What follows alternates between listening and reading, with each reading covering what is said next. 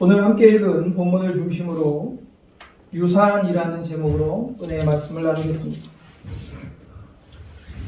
우리나라 재벌들이 있죠. 재벌들이 자녀들에게 그 재산을 상속할 때 막대한 세금이 나오기 때문에 그 세금을 아끼기 위해서 엄청난 노력들을 한다고 합니다.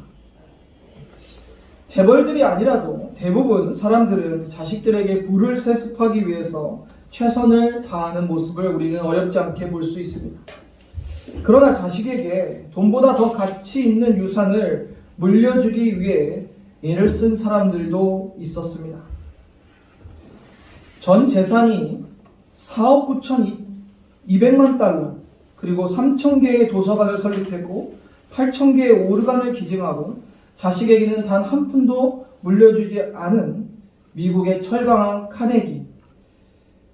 그는 이렇게 얘기했습니다. 상속은 자식들의 재능과 에너지를 망치게 하는 것이다. 신앙이 좋은 청교도들은 자식에게 유산을 상속하는 것을 수치로 알았습니다. 그들에게 있어 반드시 물려줘야 될 유산은 하나님을 믿는 신앙이었습니다. 지금까지도 미국의 최고의 부자로 알려진 록펠러의 이야기입니다. 여러분 아시는 이야기일 수도 있어요. 그는 가난한 집에서 태어났습니다. 그러나 미국의 석유 재벌이 되었고 그가 받은 축복은 하나님께서 주신 것임을 늘 인정하며 고백했어요. 그리고 늘 하나님과 이웃을 위해 살겠다라고 고백했습니다. 그를 그렇게 만든 것은 그 어머니가 물려준 신앙 때문이었어요. 그는 일평생 4,928개의 교회를 지어 하나님께 드렸다고 합니다. 그리고 12개의 대학을 건립했습니다. 어느 날 경제부 기자가 록펠러에게 이런 질문을 했답니다. 36년 동안 세계 최고의 부자가 된 그 비결이 무엇입니까? 그가 이렇게 대답했대요. 어머니, 아버지로부터 유산을 물려받았기 때문입니다. 당신의 부모는 부자가 아닌 걸로 알고 있는데 어떤 유산을 물려받았습니까? 록펠러는 웃으면서 우리 부모님은 가난한 농부였지만 나에게 세계 제1의 부자가 될 수밖에 없는 유산을 물려주셨습니다. 그것은 바로 하나님을 의지하는 신앙입니다. 록펠러 나이 6살 때 그의 어머니가 주일학교를 가는 록펠러에게 20센트를 주었다고 합니다. 그리고 이렇게 단호하게 말했답니다. 그 중에 1센트는 너희 것이 아니고 하나님의 것이라. 하나님께 드리라고 말했답니다. 그 어머니의 말씀대로 록펠러는 평생 그 11조의 원칙을 지켰다고 합니다. 여러분, 자녀들에게 어떤 유산을 물려주고 싶으십니까? 오늘 본문에서 다윗 왕은 너무나 위대한 왕이었죠. 넓은 영토와 부를 가진 왕이었습니다. 그런 그가 정말 사랑하는 아들 솔로몬에게 물려주고자 했던 중요한 유산이 무엇일까요? 저는 첫 번째로 사명의 유산이라고 말씀드리고 싶습니다. 이스라엘 건국의 아버지는 모세였어요. 실제로 이스라엘을 이끌고 가나안을 정복한 사람은 여호수아였지만 가나안 입성의 기틀을 만든 사람은 모세였습니다. 이처럼 성전을 건축한 것은 솔로몬이었지만 그 기틀과 준비는 누가 했나요? 다윗이 했습니다. 본문 2절 5절을 보면 다윗은 성전 건축을 위한 만만의 준비를 합니다. 건축에 쓰일 돌과 백향목, 철과 놋을 준비합니다. 다윗은 그의 아들 솔로몬을 불러 그가 나단 선지자를 통해 받은 여호와의 말씀을 전합니다. 그리고 그가 성전을 건축할 것이 하나님의 뜻이 아님을 분명히 밝힙니다. 그리고 그 성전 건축의 사명을 솔로몬에게 물려주죠. 본문 8절하고 11절을 한번 보겠습니다. 여호와의 말씀이 내게 임하여 이르시되 너는 피를 심히 많이 흘렸고 크게 전쟁하였느니라. 내가 내 앞에서 땅에 피를 많이 흘렸은즉 내 이름을 위하여 성전을 건축하지 못하리라. 11절에 이제 내 아들아 여호와께서 너와 함께 계시기를 원하며 내가 형통하며 여호와께서 내게 대하여 말씀하신 대로 내 하나님 여호와의 성전을 건축하며. 여기서 우리는 이 말씀을 보면 다윗이 단순히 전쟁에서 피를 많이 흘렸기 때문에 하나님이 성전을 건축하지 말라라고 생각하시면 안 됩니다. 다윗의 전쟁은 하나님께서 약속하셨고 함께 하신 전쟁이었어요. 하나님께서 그 전쟁을 이끄시고 승리하게 하셨습니다. 다윗의 성전 건축을 허락하지 않으신 것은 하나님의 섭리가 담겨 있었습니다. 그것은 다윗의 시대와 솔로몬 시대를 분명히 구분하고자 하는 하나님의 뜻이 담겨 있었던 거예요. 다윗은 정복과 전쟁의 시대였지만 솔로몬은 평화와 안식의 시대였습니다. 그것이 하나님의 뜻이었어요. 하나님께서는 이미 이스라엘 지도자들에게 평화와 안식의 시대를 약속했고 솔로몬 때 그것이 이루어집니다. 그리고 그 약속의 성취가 솔로몬이 이루어야 될 사명이었던 거예요. 솔로몬 시대에 평화와 안식의 시대가 도래했다고 해서 다윗의 역할을 절대로 평가절하할 수가 없습니다. 다윗은 피 흘리는 전쟁을 통해서 이스라엘의 원수들을 발 아래 두게 되었고 그로 말미암아 이스라엘의 평화와 안식의 기틀을 마련할 수 있었습니다. 우리가 물려받은 사명의 유산은 무엇일까요? 또한 우리가 물려줄 사명의 유산은 무엇일까요? 다윗과 솔로몬의 사명을 이야기하는 게 아닙니다. 우리의 사명을 이야기하는 거예요. 예수 그리스도를 믿는 우리 성도들의 공통된 사명이 있어요. 그것은 바로 주와 복음을 위한 사명이에요. 그리스도의 몸된 교회를 세우며 복음의 증인이 되어 살아가며 전하는 것이 우리 그리스도인들의 공통된 사명입니다. 이 사명의 유산을 내 대해서 끝나는 것이 아니라 우리의 다음 세대에게 물려줘야 되는 겁니다. 하지만 우리 부모의 시대와 그리고 나의 시대와 우리 자녀의 시대가 같은 사명을 받았지만 다윗과 솔로몬처럼 각자의 역할이 다릅니다. 하나님께서는 시대에 따라서 다른 역할을 요청하시는 거예요. 저희 부모님은 당대에 예수님을 믿으셨어요. 그러다 보니 악한 영과 정말 치열하게 영적 전쟁을 치러 오셨습니다. 수많은 영적인 싸움이 있었고 오랜 기도가 있었습니다. 그리고 저에 대해서는 더 이상 그런 영적인 어려움은 겪지 않았습니다. 부모님께서 믿음의 가문, 목회자의 가문의 기틀을 만드셨기 때문에 저는 영적으로 큰 어려움이나 걸림돌 없이 지금 목회의 사명과 복음의 사명을 감당할 수 있게 되었던 거예요. 여러분도 기억하셔야 돼요. 여러분의 자녀를 위해서 여러분이 그 사명의 기틀과 준비를 하셔야 됩니다. 다윗의 성전 건축 재료가 너무나 완벽히 준비되었기 때문에 솔로몬은 그냥 성전을 짓기만 하면 됐어요. 그 사명을 얼마나 수월하게 완수할 수 있는지 모릅니다. 여러분이 어떻게 사명의 유산의 기틀을 준비해 놓느냐에 따라서 여러분의 자녀들이 그 복음의 사명, 몸된 교회를 섬기는 사명을 감당할 수 있는 역할이 달라질 거예요. 비록 나의 시대에 다 이루지 못한다 할지라도 내가 할 역할에 여러분 최선을 다하시길 바랍니다. 분명히 믿음의 다음 세대가 그 사명을 이어받아서 자신들의 역할을 감당하며 하나님 나라를 세워나갈 거예요. 그래서 우리에게는 다윗과 같이 우리의 다음 세대에게 사명의 유산을 물려줘야 될 소망이 있는 것입니다. 두 번째는 다윗이 솔로몬에게 물려주고 싶었던 것은 신앙의 유산이었어요.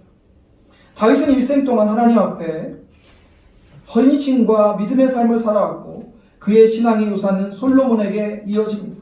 그리고 솔로몬은 큰 복을 받게 됩니다. 본문 9절부터 10절까지 한번 같이 읽어보겠습니다. 시작. 보라, 한 아들이 내게서 나리니 평온을 얻게 하리라. 그의 이름은 솔로몬이라 하리니 이는 내가 그의 생명의 평안과 안일함을 이스라엘에게 줄 것이니라. 그가 내 이름을 위하여 성전을 건축할지라. 그는 내 아들이 되고 나는 그의 아버지가 되어 그 나라 왕위를 이스라엘 위에 굳게 세워 영원까지 이르게 하리라 하셨나니. 아멘. 하나님께서는 다윗에게 아들 솔로몬과 함께 하시며 그 아들 솔로몬과 은혜를 주실 것을 약속하십니다. 다윗은 솔로몬을 불러 그의 마지막 유언을 전합니다. 그것은 그가 물려주고 싶은 신앙의 유산이었고 다윗 평생에 자신의 신앙의 지표를 물려주고 있는 것입니다. 본문 11절부터 13절 다시 한번 읽어보겠습니다. 이제 내 아들아 여호와께서 너와 함께 계시기를 원하며 내가 형통하여 여호와께서 내게 대하여 말씀하신 대로 내 하나님 여호와의 성전을 건축하며 여호와께서 내게 지혜와 총명을 주사 내게 이스라엘을 다스리게 하시고 내 하나님 여호와의 율법을 지키게 하시기를 더욱 원하노라. 그때 내가 만일 여호와께서 모세를 통하여 이스라엘에게 명령하신 모든 규례와 법도를 삼가 행하면 형통하리니 강하고 담대하여 두려워하지 말라. 놀라지 말지어다. 아멘. 여러분, 한국 기독교의 신앙 계승이 몇 퍼센트인 줄 알고 계십니까? 10%입니다. 10%. 부모 세대에 10 부모가 계시면 그 중에 딱 한 자녀만 그 신앙을 계승해서 믿음을 지켜나가는 겁니다. 나머지 9명의 자녀는 믿지 않는 겁니다. 이슬람의 신앙 계승은 몇 퍼센트인 줄 아십니까? 90%입니다. 90%. 유대교는 99%입니다. 왜 우리는 우리의 다음 세대에게 신앙의 유산을 물려주지 못하는 것일까? 전에 중고등부 학생들을 인솔해서 청소년 연합 캠프에 간 적이 있습니다. 굉장히 큰 대형 버스가 한 50명 타는 대형 버스가 들어왔어요. 거기서 많은 중고등부 학생들이 내리는 거예요. 그래서 와, 정말 저 교회는 다음 세대가 부흥하는 교회구나. 저는 그렇게 생각했어요. 그래서 그 선생님이랑 그 교회 선생님이랑 잠깐 대화를 했는데 와, 정말 다음 세대가 부흥하는 교회입니다. 어떻게 이렇게 많은 아이들이 연합캠프에 참석했습니까? 그랬더니 그 선생님이 한숨을 푹 쉬시면서 저한테 그러는 거예요. 그때 제가 전도사 때인데 전도사님 한 50명 왔습니다. 어렵게 데리고 왔습니다. 저희 교회 성도 수가 3,000명입니다. 한숨 쉴만 하죠. 3,000명인데 중고등부 50명. 그것도 어렵게 사정해서 데리고 왔답니다. 이게 한국교회의 현실이에요. 우리 교회 정도 사이즈면 교회 학교가 아예 없는 교회도 태반입니다. 아이들이 없으니까. 초등부, 중고등부, 청년부 아예 없어요. 정말 심각한 상황이에요. 왜 우리는 우리의 다음 세대에게 신앙의 유산을 물려주지 못할까요? 오늘 본문의 말씀을 통해서 무엇이 신앙 계승의 실패의 원인인지 우리는 깨달을 수 있습니다. 12절, 13절을 보면 다윗이 지금 아들 솔로몬에게 하나님의 말씀을 가르치고 전하고 있는데 그 아들에게 지금 이야기하는 게 무엇입니까? 여호와의 말씀을 지켜 행하라는 것. 그 말씀을 떠나지 말라. 그 말씀을 기억하고 그 말씀과 함께하면 내가 형통하리라. 신앙의 유산을 물려주는 유일한 방법은 부모가 말씀대로 살고 그 말씀대로 가르치는 거예요. 그게 되지 않으면 무슨 수로 어떤 방법으로 우리의 자녀들에게 신앙의 유산을 물려줄 수 있겠습니까? 아모스 8장 11절을 보면 13절까지 성경에 분명히 말씀하고 있습니다. 말씀이 없을 때 어떻게 되는지 성경은 분명히 말씀하고 있습니다. 우리 11절 한번 12절 13절 읽어보겠습니다. 주 여호와의 말씀이니라. 보라, 날이 이를지라 내가 기근을 땅에 보내리니 양식이 없어 주림이 아니요 물이 없어 가람이 아니요 여호와의 말씀을 듣지 못한 기갈이라. 사람이 이 바다에서 저 바다까지 북쪽에서 동쪽까지 비를 거리며 여호와의 말씀을 구하려고 돌아다녀도 얻지 못하리니 그날의 아름다운 처녀와 젊은 남자가 다 갈아여 쓰러지느니라. 결국 하나님의 말씀이 없는 세대, 하나님의 말씀이 없는 시대는 이렇게 다 쓰러지고 망하게 된다는 거예요. 우리의 다음 세대에게 신앙을 물려주는 그 첫 번째 첫걸음은 말씀의 회복이에요. 우리 신명기 6장의 쉐마의 말씀을 여러분 잘 아시잖아요.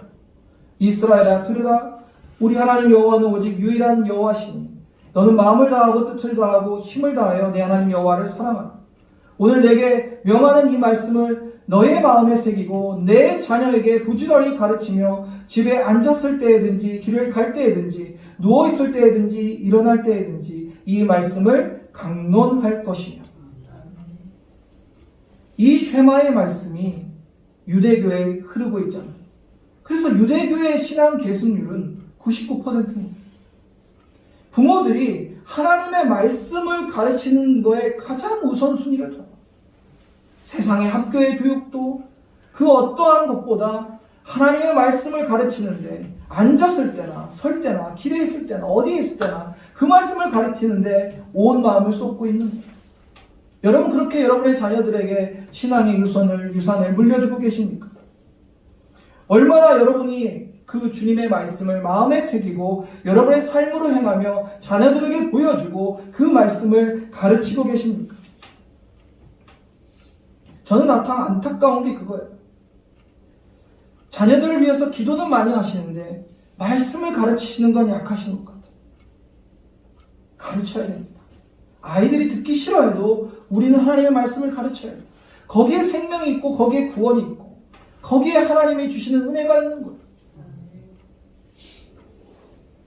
여러분이 먼저 말씀을 읽으십시오. 여러분이 먼저 말씀을 암송하시고 여러분이 말씀대로 살아가는 모습을 보여준다면 우리의 자녀들도 반드시 여러분이 가르치는 말씀에 귀를 기울일 것입니다. 다윗은 그냥 말로만 솔로몬에게 신앙의 유산을 물려주지 않았습니다. 그의 삶으로 하나님의 말씀대로 살아가는 것을 보여줬죠. 그리고 너도 이렇게 살아라 라고 하나님 말씀을 가르쳤어요. 여러분, 이것이 가장 강력한 유산입니다. 누구도 빼앗을 수 없는 신앙의 유산입니다. 우리의 자녀들에게 무엇을 물려주고 싶습니까? 많은 재산을 물려주고 싶으세요? 어떤 권력을 물려주고 싶으십니까? 여러분, 신앙의 유산을 물려주셔야 돼요. 신앙의 유산을 물려주지 못하면 믿음의 세대는 끊어지는 겁니다. 영국의 교회가 그랬어요. 유럽의 많은 교회가 그랬습니다. 자녀들에게 결국 신앙의 유산을 물려주지 못하니까 이미 영국과 유럽은 기독교 국가라고 할 수 없을 정도로 이슬람이 번성하고 있고 교회는 텅텅 비어가고 있습니다. 한국의 미래가 이렇게 되지 말라는 법이 없습니다. 지금 다음 세대에 복음화율은 3%가 안 돼요. 여기 선교사님도 계시지만 3% 이하면 미전도 종족입니다. 전 세계에 우리가 선교하러 나가지만 우리 주변에 예수 믿지 않는 우리의 다음 세대들이 이렇게 많은데 지금 당장 내 앞에 있는 저 영혼들에게 우리가 복음을 전하지 않고 신학의 유산을 물려주지 않는다면 우리 한국교회의 미래가 어떻게 되겠습니까? 우리는 다음 세대에게 우리가 먼저 말씀대로 행하는 본을 보이며 부지런히 이 말씀을 가르쳐야 됩니다. 그래서 반드시 신앙의 유산을 물려줘야 돼요. 그렇지 않으면 우리의 다음 세대에 소망은 없습니다. 다윗은 솔로몬에게 성전 건축의 사명을 물려주었습니다. 단순히 물려준 것만이 아니라 그 사명을 감당할 수 있는 기틀과 모든 준비와 자신의 역할을 감당했어요. 그리고 그가 평생의 하나님에 대한 믿음과 신앙을 그 아들 솔로몬에게 보이며 말씀을 가르쳤어요. 다윗은 분명히 성공한 사람이었습니다. 그러나 그가 진짜 성공한 이유는 이 아름다운 사명의 유산, 신앙의 유산을 물려줬기 때문입니다. 하나님을 경외하는 사람은 천대까지 하나님의 사랑과 은혜가 미친다고 약속하셨습니다. 우리 세대에 경험한 이 은총이 저와 여러분의 세대에 끝난다면 이것보다 안타까운 일이 어디 있겠습니까? 우리의 자녀들이, 우리의 자녀의 자녀들의 세대에는 이 하나님의 은총을 더 이상 받을 수 없는 그런 시대가 온다면 이것보다 안타까운 일이 어디 있겠습니까? 사랑하는 성도님들, 우리의 다음 세대, 우리의 자녀 세대에게 사명의 유산, 신앙의 유산을 꼭 물려주시는 저와 여러분 되기를 주님의 이름으로 축원합니다.